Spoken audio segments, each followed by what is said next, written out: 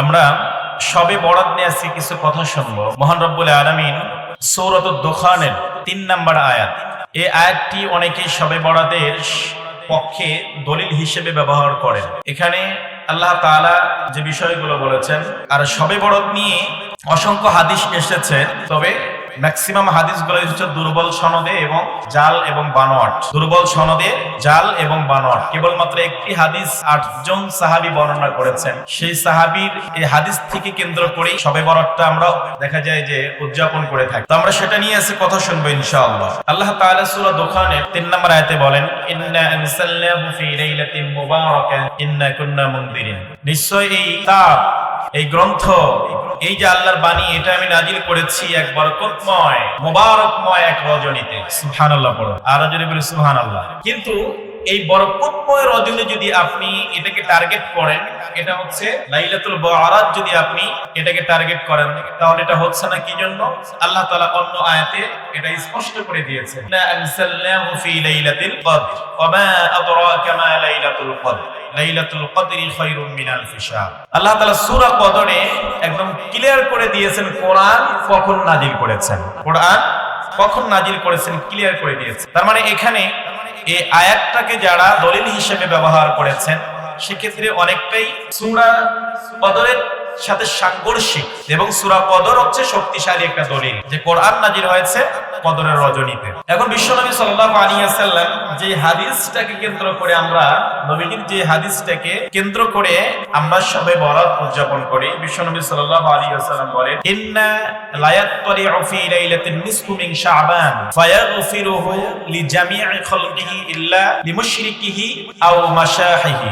এই একটি হাদিস যেটা ৮ জন সাহাবী বর্ণনা করেছেন। এই হাদিসটাকে কেন্দ্র করে আমরা নিসফুল লাইল তথা মধ্য শাবানের রজনী উদযাপন করে বিশ্বনবী সাল্লাল্লাহু আলাইহি ওয়াসাল্লাম এই হাদিসের ভিতরে বলেন, শবে বরাত সম্পর্কে বিশ্বনবী সাল্লাল্লাহু আলাইহি ওয়াসাল্লাম বলেন, নিশ্চয় রব্বুল আলামিন সেই রজনীতে দুনিয়ার দিকে তার দৃষ্টি নিক্ষেপণ করেন, দুনিয়ার মানুষের দিকে তাকান। রব্বুল আলামিনের পরে মুশরিক আর বিদ্বেষ ব্যতীত যে ব্যক্তি শিরক করে আর বিদ্বেষ পোষণ করে, তাদের এই দুইটা শ্রেণী ব্যতীত রব্বুল আলামিন সমস্ত মানুষদেরকে ক্ষমা করে দেন।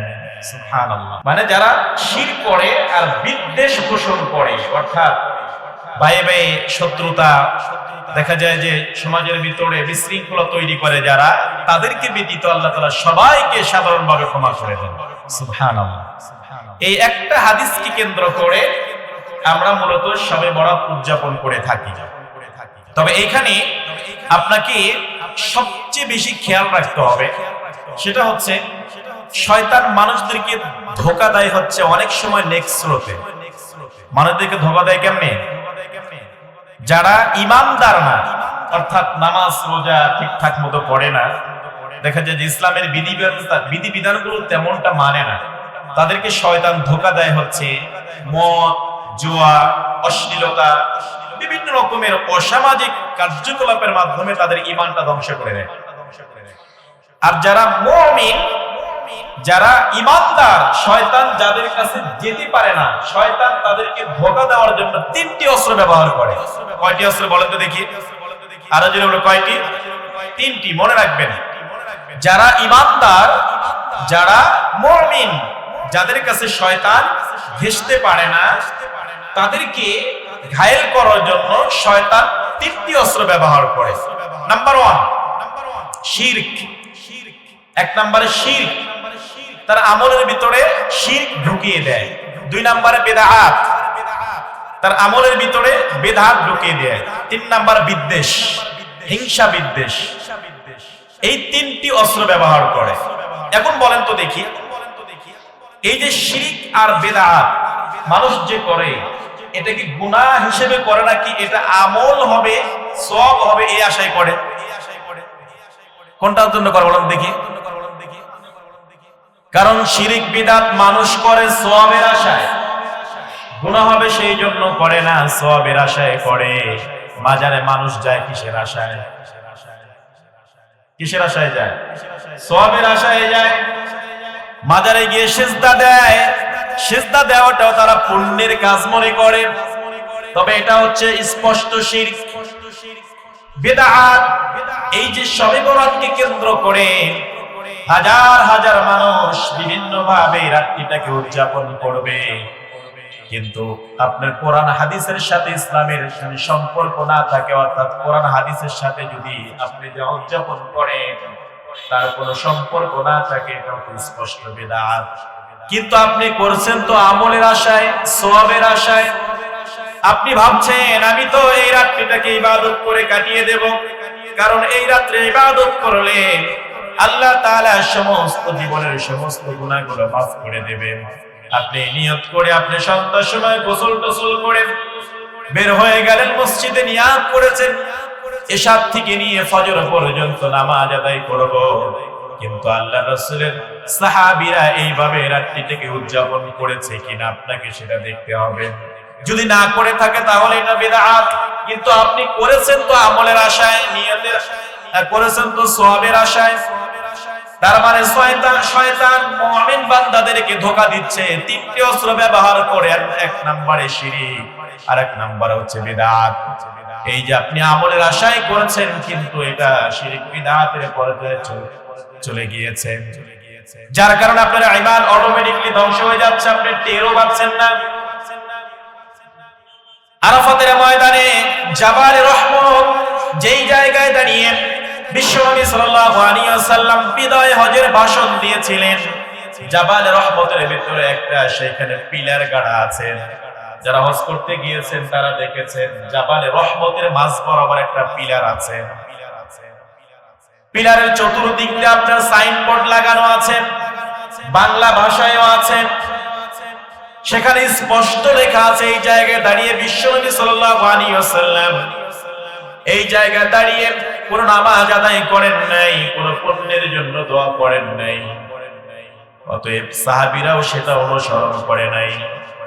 কিন্তু দেখা যায় সেই পিলারটার দিকে তাকালে দেখতে পাবেন পিলারের ভিতরে এত লেখা, এত লেখা, মানুষ সব মনের কথাগুলো পিলারের সাথে লিখে আসতেছেন। তারা চিন্তা করছে হয়তো জাবালে রহমত এমন একটি পাহাড়, সাইয়েদনা আদম আলাইহিস সালাম যখন পৃথিবীতে আল্লাহ তাআলা আদম হাওয়াকে নামিয়ে দিলেন, দীর্ঘদিন দীর্ঘকাল তারা অনুতপ্ত হওয়ার পরে রব্বুল আলামিন একটি জায়গায় তাদেরকে একত্রিত করে দিলেন। একটি জায়গায় তারা একত্রিত হলো, সেটার নাম হচ্ছে মুজদালিফা।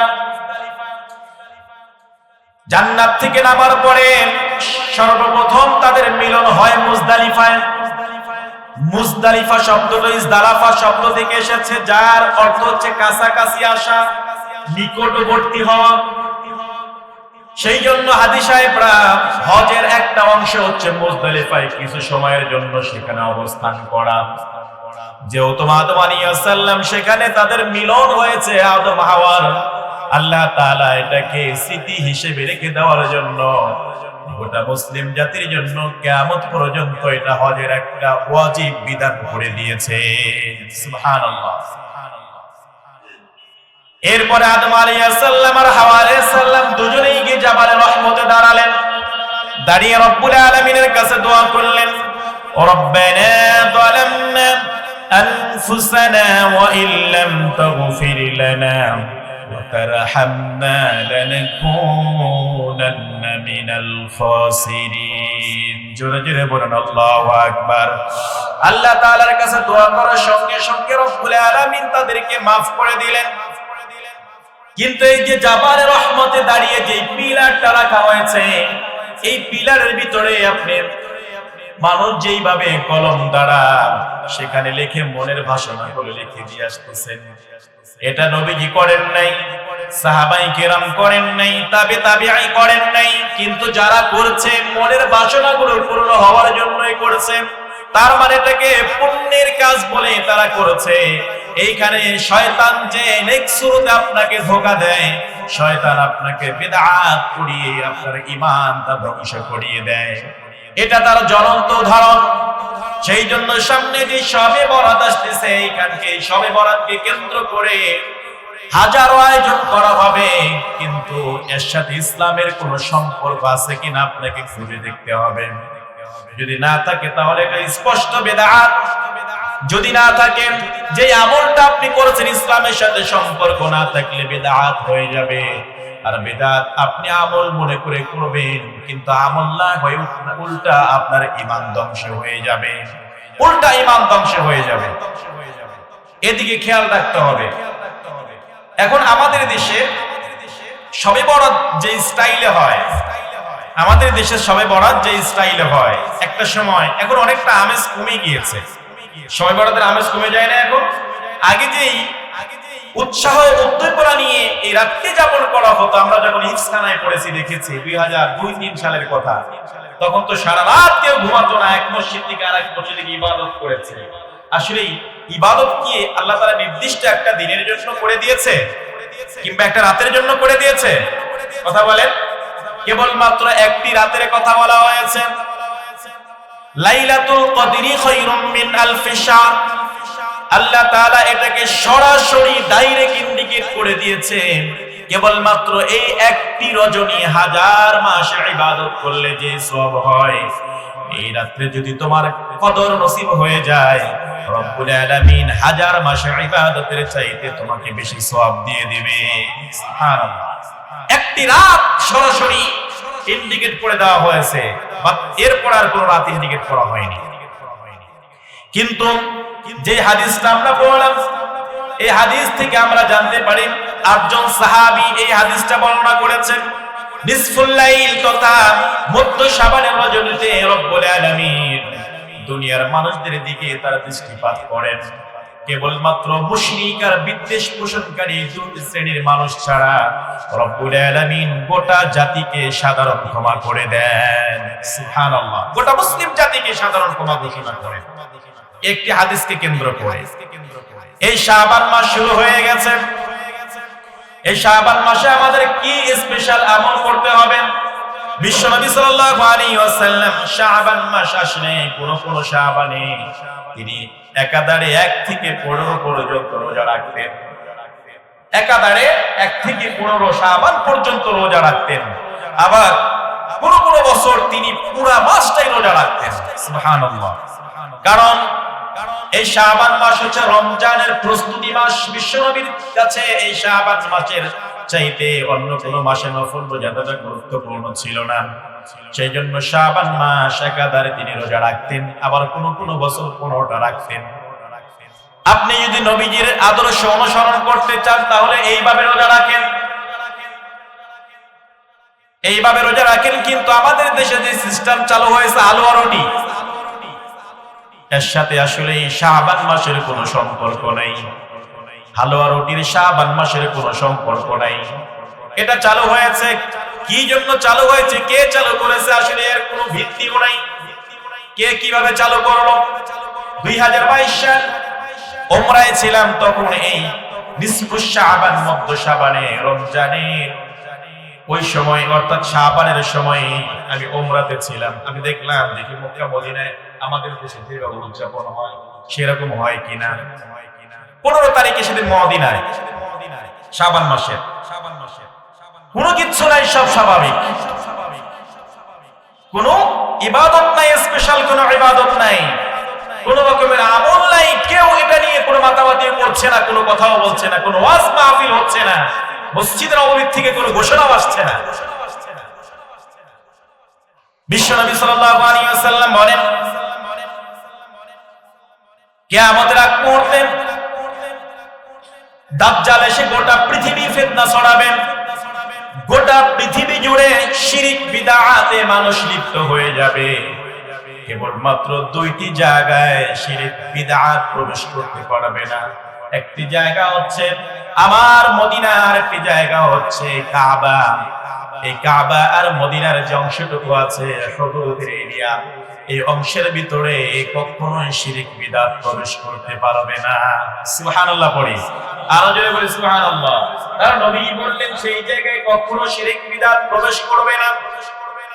তারা তো সেটা মানছে না। আবার আমরা বলি কাবা শরীফে 1 রাকাত নামাজ আদায় করলে রব্বুল আলামিন 1 লক্ষ রাকাতের সওয়াব দিয়ে থাকেন। আবার মসজিদ নববীতে পড়লে 50,000 রাকাতের সওয়াব দিয়ে থাকেন। কিন্তু এই 50,000-এর হাদিসটা জাল। মক্কার যত ইমাম আছে, মক্কার যত বড় বড় শায়েখ আছে, মদিনা বিশ্ববিদ্যালয়ের যত বড় বড় প্রফেসর আছে, সবাই সেখান থেকে বলেছেন বিশ্বনবী এইখানে বলেছে 1000 রাকাতের সওয়াব আল্লাহ তাআলা তার আমলনামায় লিখে দেন। সুবহানাল্লাহ। 50,000 নয়, কাবা হচ্ছে 1 লক্ষ, মসজিদে নববী 1000, বাইতুল মুকাদ্দাস 500। সুবহানাল্লাহ। এটাই হচ্ছে সঠিক হাদিস। অথচ আমরা দেখা যায় যে এগুলো আমাদের ভিতরে প্রচার হয়ে এসেছে। আমরা জান্নাতুল বাকি বলি, মদিনার মানুষ কি বলে? জান্নাতুল বাকি বলে? জান্নাতুল বাকি বলে না, তারা বলে বাকিয়াল গারকাত। বাকিয়াল গারকাত। আমরা যে কবরটাকে জান্নাত হিসেবে আমরা কি করছি? স্বীকৃতি দিচ্ছি এবং আমরা সার্টিফাই করছি যে জান্নাতুল বাকি, জান্নাতুল মাআল্লাহ। কিন্তু মক্কা মদিনার মানুষ তারা জান্নাত বলে না, তারা বলে বাকিয়াল গারকাত, বাকিয়াল মাআল্লাহ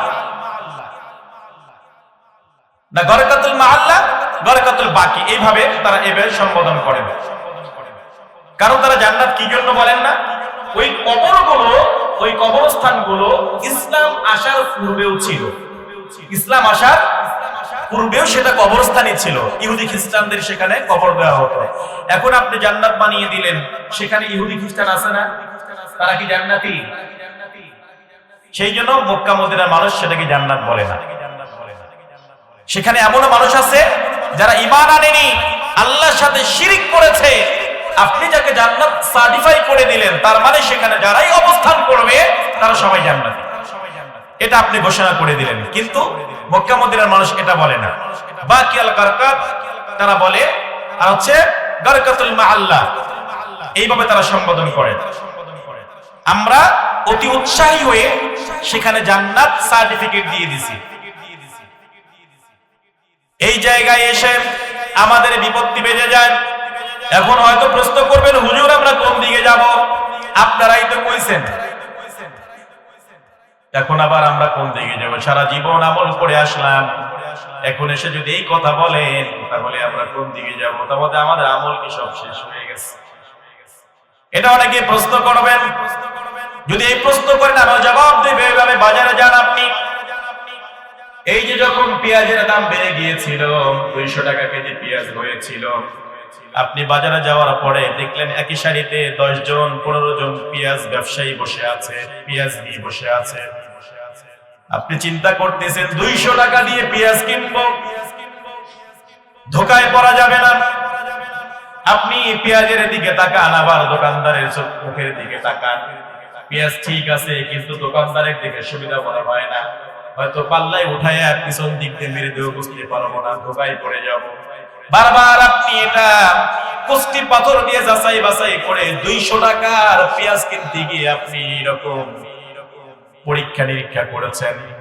আর যে ঈমান নামক দৌলত কোটি কোটি দুনিয়া এক পাল্লায় তুলে, আপনার এক পাল্লায় তুলে দিলে আর এক পাল্লায় আপনার ঈমান তুলে দিলে ঈমানের পাল্লাটা ভারী হয়ে যাবে। এত দামি একটা ঈমান, এই ঈমান যখন আপনি আনবেন তখন আপনি যাচাই বাছাই করবেন না। যাচাই বাছাই না করে আপনি গড়ে হারে হুজুরদের দোষ দিয়ে দিবেন আর বলবেন পার পেয়ে যাবেন, পশ্চিমকালে আল্লাহ আপনাকে পার করে দেবে না।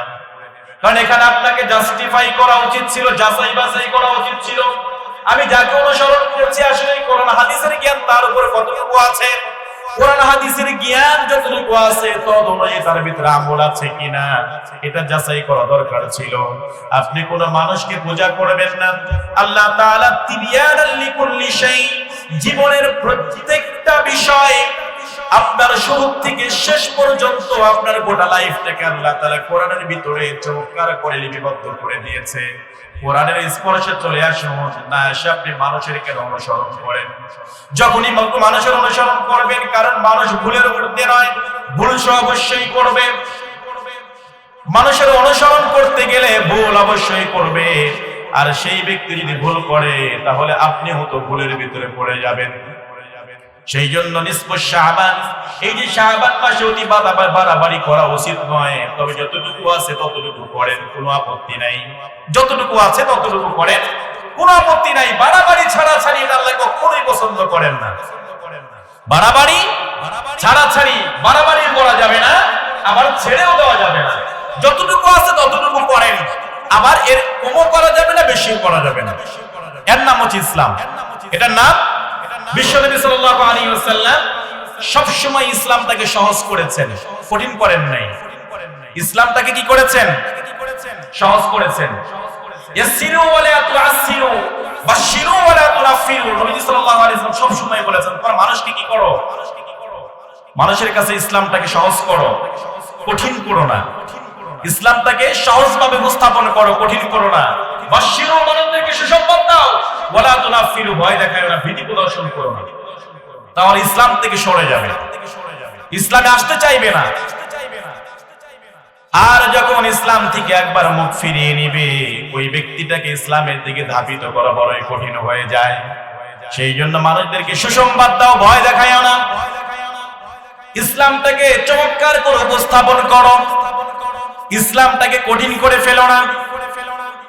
সেই জন্য বিশ্বনবী সাল্লাল্লাহু আলাইহি ওয়াসাল্লাম অতি বাড়াবাড়ি কখনোই পছন্দ করতেন না, আবার সারাসারি পছন্দ করতেন না। যতটুকু এসেছে ততটুকুই করো, বাড়তি করার দরকার নাই, এখান থেকে ছেড়ে দেওয়ার প্রয়োজন নাই। এতটুকু করতে পারলে দুনিয়া আখিরাত সবকিছু তোমার জন্য হয়ে যাবে, এতটুকু করতে পারলে হয়ে যাবে।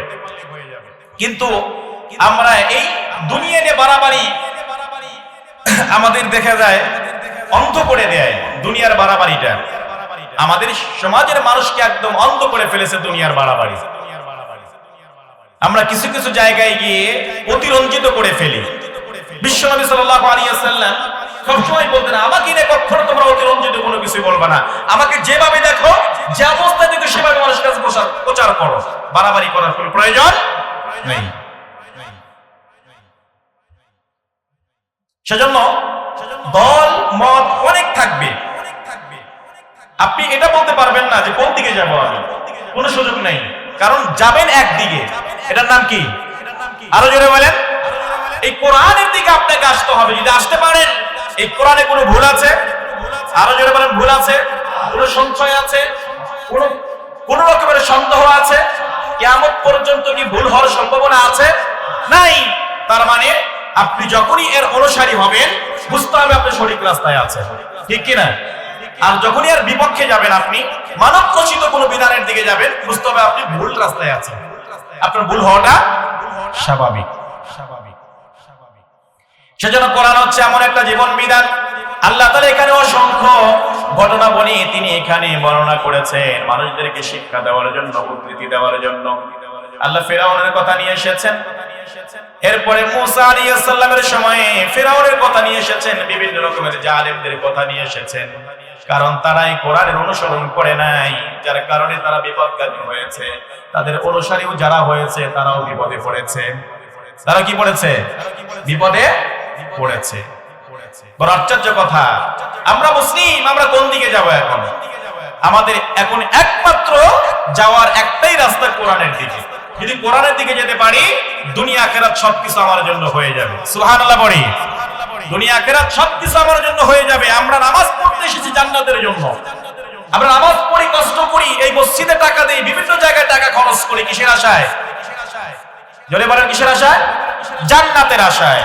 এখন আপনি জান্নাতের আশায় খরচ করছেন, কিন্তু যদি খরচ করছেন জান্নাতের আশায়, কিন্তু আপনার চিন্তা চেতনা আরেক দিকে, তাহলে জান্নাত পাওয়া সম্ভব? হ্যাঁ, পশ্চিমকালে সম্ভব। এরপরে আল্লাহ তাআলা রেখে দিয়েছেন তার আরেকটি নাম হচ্ছে গফফার। মানুষদেরকে তিনি ক্ষমা করে দেন, গফুরুর রহিম। মানুষদেরকে ক্ষমা করে দেন। এই জন্য আমার বান্দারা ভুল করবে, অন্যায় করবে, তারা নিজের নফসের উপরে জুলুম করবে, মানুষদের উপরে জুলুম করবে, আবার যখন আমার দিকে ফিরে আসবে রব্বুল আলামিন তাদেরকে ক্ষমার দরজা উন্মুক্ত করে দিয়েছেন। আমার বান্দা যখন আমার দিকে ফিরে আসবে, হাজার অপরাধ করুক, যদি তওবার মতো তওবা আমার কাছে করে রব্বুল আলামিন, আমি রব্বুল আলামিন তার জীবনের সমস্ত গুনাহগুলো মাফ করে দেব। সুবহানাল্লাহ। কিন্তু আমরা তওবা করতে রাজি না। তওবা করে আবার ভুল করি, আবার তওবা করে আবার ভুল করি। বড় আশ্চর্য কথা, বড় আশ্চর্য কথা।